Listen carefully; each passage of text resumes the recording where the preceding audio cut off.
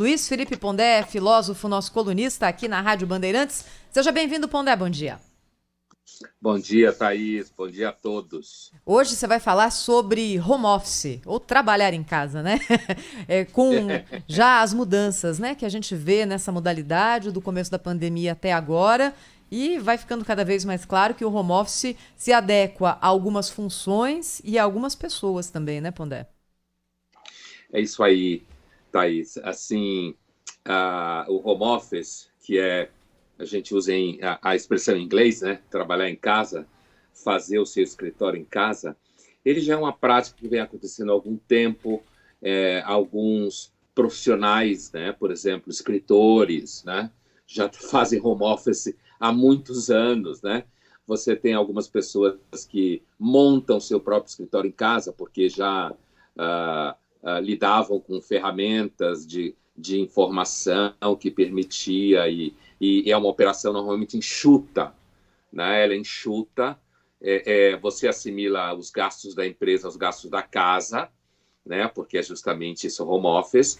Então, isso já é uma coisa que já vinha acontecendo. A pandemia, inclusive no Brasil, que é um país que não tem muito essa prática, e é justamente isso que eu queria apontar. Há uns certos vínculos entre a prática de home office, famílias pequenas, casais sem filhos ou pessoas solteiras, né?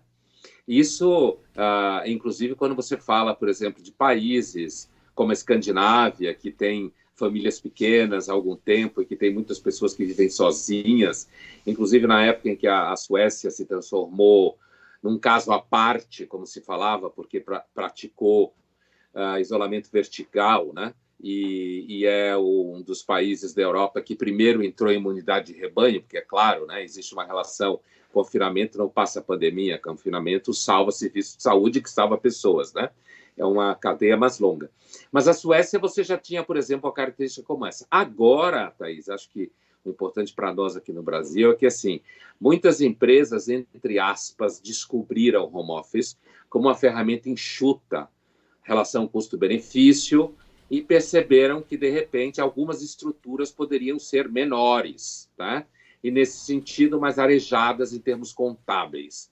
Só que o home office ele tende a ampliar a solidão afetiva, né? Como consequência. Trabalho é uma função social, não é só econômica.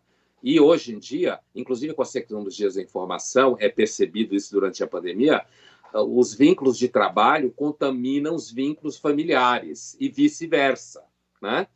Então, com a ampliação do home office, é possível que uma tendência já observada entre populações mais jovens ganhe um reforço.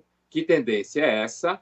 A solidão afetiva. Relacionamentos mais líquidos, como fala o sociólogo Bauman, relacionamentos pouco compromissados, maior investimento na carreira profissional, que já vem acontecendo, né?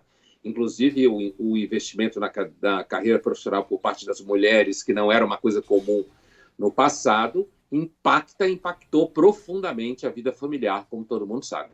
Então, digamos assim, a onda do home office, ou mais sério do que isso, né, a tendência ao home office como opção de relação custo-benefício para as empresas e alguns setores, deverá ampliar a solidão afetiva, principalmente das populações mais jovens.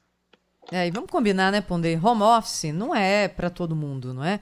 Home office é para os mais ricos, para os que trabalham A, intelectualmente, a para os que têm PNAD, estrutura em casa. a, E isso já é um belíssimo filtro, né, Felipe? a PNAD Covid-19 do IBGE mostra que o home office pode ser aí um novo indicador, inclusive, de desigualdade econômica Sim. no Brasil, né? Porque está concentrado mais nas regiões sudeste, né? Então tem uma situação aí de também na economia, fora a questão afetiva, que era o que o Pondé colocava muito bem aí, mas a questão econômica realmente também se cria aí mais uma distância, né, entre regiões brasileiras. Não, isso daí é na realidade, eu diria assim, como dado objetivo, essa questão, ela é, inclusive, mais visível do ponto de vista estatístico, né? Porque a epidemia, no grau dela, e isso aqui não é, digamos assim, uma opinião, isso é uma comparação histórica, quer dizer, epidemias de enorme efeito devastador, elas causaram, inclusive, transformação na relação de desigualdade social, destruindo elites inteiras, né? Alterando relação capital-trabalho. Tem vários exemplos ao longo da história, não só epidemias, mas eventos de enorme catástrofe que matam milhões e milhões e milhões de pessoas, normalmente tem como impacto uma transformação da relação entre elite e submetidos a essa elite do ponto de vista político, econômico e social.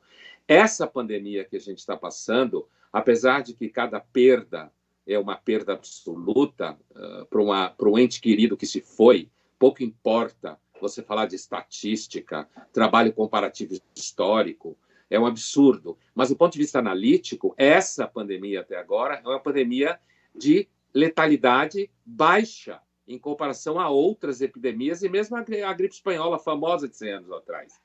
Portanto, essa pandemia até agora, ela não deve ter o efeito de transtornar a desigualdade social no sentido de diminuí-la. É muito trágico, mas assim, o que tende a diminuir desigualdade social no período curto de tempo é grande violência, enorme, muita morte, né? E toda vez que você restaura a ordem, tende a ocorrer de novo um lento, gradual e incremental desigualdade social, uma lenta, gradual e incremental desigualdade social. Essa pandemia, com os números que ela tem até agora, ela deve ser um fator que amplia a desigualdade social, no caso do Brasil e de outros países. Também o home office entra nessa chave, porque as pessoas, como dizia a Thaís, que trabalham intelectualmente, que conseguem, que atuam numa área em que você consegue continuar a agregar valor, continua a pertencer à cadeia produtiva no home office, que tem ambiente físico em casa, que tem internet, dispositivos variados dentro de casa. A gente sabe, uma hora entra melhor no iPad, uma hora entra melhor no computador de mesa, sei lá, uma hora no laptop, uma hora no celular, a gente sabe como é que é. Quem tem todos esses dispositivos é justamente as pessoas que estão da barra para cima da desigualdade social. Então, o home office, ele sim, como as pesquisas já vêm mostrando, e já era sabido, ele é mais um índice de desigualdade social no Brasil, sem dúvida, inclusive escolar. Escolar também, apesar de todas as propagandas sobre educação à distância durante a pandemia, mais de 50% dos jovens brasileiros não viram nada durante a pandemia de escola, porque não teve nada, porque não tem nenhuma dessas condições que a Thaís falava. Tá com saudade da sala de aula, Pondé? Sim, é assim, sabe, os alunos na universidade, eles no Zoom, eles são muito focados, né? É uma coisa que não só eu, vários colegas percebem isso, porque eles, como eles estão no ambiente, o Zoom para uma meninada de 18, 19 anos, uma reunião, né? Porque é o que o Zoom é, tanto que chama sala de reunião, né? Então, que é o que é muito usado nas universidades, a ferramenta do Zoom, o aluno fica ali numa situação como se ele tivesse que virar adulto de uma hora para outra, né?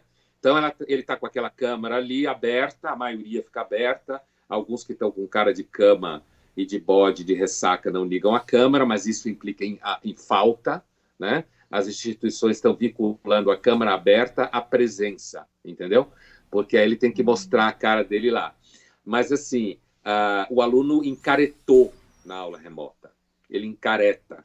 Então, a aula real, para quem gosta de dar aula, que é aquela coisa meio festa, todo mundo fala ao mesmo tempo, e aí tem brincadeira no meio, e vai e volta, a aula remota, ela perde muito esse ambiente, que é um ambiente de uma intimidade que acontece ali dentro da sala de aula. Diga. Eu que sou aquele aluno do fundo da aula a vida inteira, que ficava incomodando os professores, ficava sendo chamado a atenção. Então é o seguinte, tu tá com saudade é desses, né? Então, é claro que o aluno do fundão, como a gente fala, o vagabundo profissional, aquele mesmo. Ele tem o seu papel dentro da sala de aula. É o que faz, de repente, uma piada, é o que dorme, você vai e acorda o cara. Ainda sabe que a relação na universidade ela tem sofrido muito com, digamos, essa tendência ao culto da vulnerabilidade. Hoje, na sala de aula, tanto alunos quanto professores vivem sob uma certa tensão, não pode usar tal palavra, não pode falar tal coisa, aquilo que, grosso modo, se chamava de politicamente correto, mas se transformou, na realidade, num grande mercado, né? Cancelamentos, patrocínios, Sua Majestade o Seguidor, né? Tudo isso que a gente conhece do debate político relacionado às redes sociais, do debate de marketing também. Então, a sala de aula hoje ela está muito menos divertida do que ela era, muito menos solta, não só por parte do professor, como por parte dos colegas, porque os colegas eles têm muito medo de ofender um ao outro, de falar alguma coisa que o outro se ofenda, isso se transforma em um grande drama.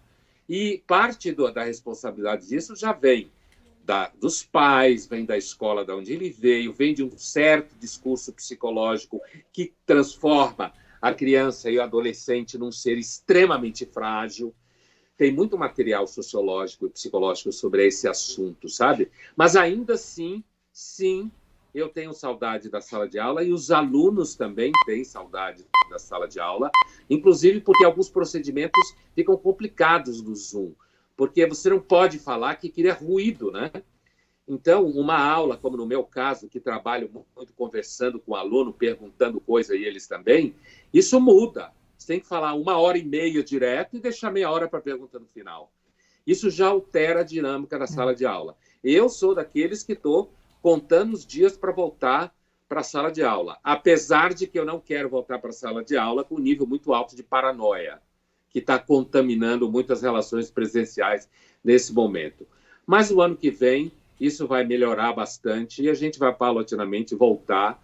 E como eu já disse algumas vezes, daqui 5 anos, a maior parte das pessoas nem vai lembrar dessa pandemia. Até a próxima pandemia não lembraremos dessa. Só para a gente terminar nosso papo sobre home office, reuniões Sim. virtuais de empresas, porque acho que tem acontecido ali numa quantidade muito maior do que acontecia antes para todo mundo, não é? Vocês acham ok ficar com a câmera desligada? Ou é falta de educação? Fala a verdade. Olha, Felipe. eu vou dizer eu não tenho muita experiência nisso, mas a minha esposa é uma executiva e trabalha muito com isso. Ela trabalha normalmente, muitas vezes, ela vai odiar, porque ela deve estar ouvindo, né? Mas com a câmera desligada. Né? Em função de que vocês, mulheres, têm toda uma situação de acordar cedo, tem que maquiar, não tem que maquiar, tem que fazer. Né? Então eu acho que cada caso é um caso, depende também de como você age naturalmente no trabalho, no dia a dia. Também não dá para distanciar isso, tem que ser alguma coisa que seja da relação de trabalho mesmo, né? Vai se criando a nova ética, que é a ética do home office também, né, Pondé?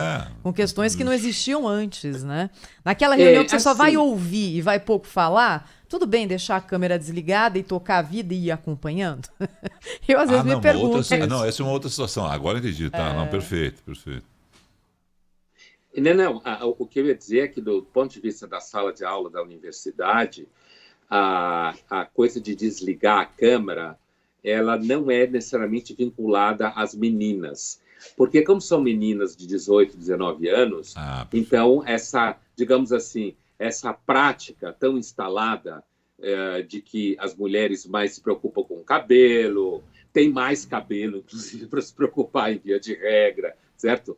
E também tem um trabalho maior com maquiagem, tem toda essa questão da beleza associada às mulheres, que, inclusive, encanta tanto nas mulheres, isso, né?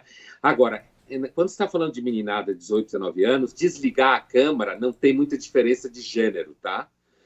Meninos e meninas desligam a câmera, talvez um pouquinho mais as meninas, mas não chega a ser significativo, não, porque aí quanto mais cedo é a aula, a figura está na cama, está de bode. Então, é basicamente o bode, a cama, está tomando café, está com cara de travesseiro, sei lá, e a pessoa não quer aparecer, seja menino, seja menina. Agora, as universidades estão paulatinamente instituindo que não pode assistir aula com a câmera desligada, porque senão isso conta como falta. Agora, muito professor, muita gente, agora falando de pós-graduação, tá? Ou seja, um grupo de pesquisa, que você tem pessoas assim mais velhas, também a câmera desligada aparece, por exemplo, imagina que tem um colega apresentando uma pesquisa com gente que está fazendo pós-doutorado ou doutorado, tá? E aí você fica de câmera desligada, o colega se sente ofendido. Claro. Isso com certeza. Então cai um pouco naquilo que a Thaís falou. Tem aí uma questão ética do relacionamento e que é mais ou menos como se o colega estivesse dormindo enquanto você está apresentando o seu trabalho. Há um Entendeu? código de conduta. É um código de conduta, é isso mesmo. Perfeito. Um código de conduta. Isso tem aparecido e a gente já sabe, porque agora já vai o segundo semestre desse tipo de ecossistema, como se fala por aí, de ambiente, né? Luiz Felipe Pondé, filósofo, nosso colunista aqui na Rádio Bandeirantes. Até a próxima, Pondé. Um beijo. Até a próxima. Beijo. Obrigado.